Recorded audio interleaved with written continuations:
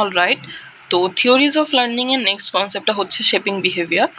So shaping behaviour হচ্ছে একটা systematic process, systematically যাওয়ার মাধ্যমে যেটা হচ্ছে আয়ত্ত চলে আসে কিরকম কিছু। সেখানে কনসেপ্টগুলো হচ্ছে, প্রথমটা, তিনটা আছে টোটাল। প্রথমটা হচ্ছে reinforcement is required to change behaviour.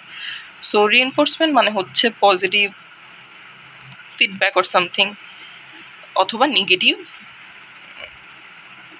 Negative ধরেন নেগেটিভ কোনো একটা ফিয়ার, সেটাও রিএনফোর্সমেন্ট হতে পারে। অর্থাৎ রিএনফোর্সমেন্ট পজিটিভ বা নেগেটিভ দুটোই হতে পারে। সো কখন প্রয়োজন সেটা কিন্তু একজন এইচআর বা একজন ওয়ার্কার বা একজন অথরিটি সেটা বুঝে নিতে হবে এমপ্লয়িজদের সাইকোলজিক্যাল অ্যানালাইসিং করে।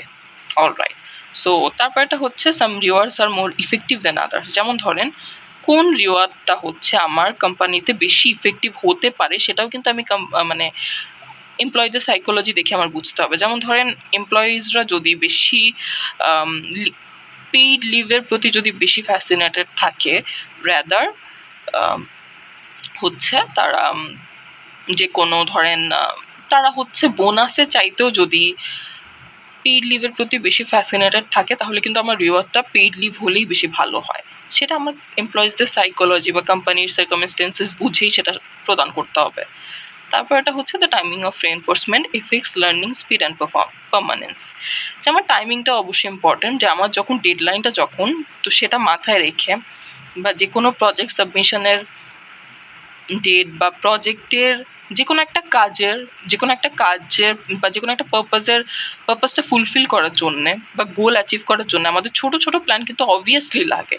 সো সেই ছোট ছোট প্ল্যানসগুলোর টাইমিংটা খুবই ক্রুশাল।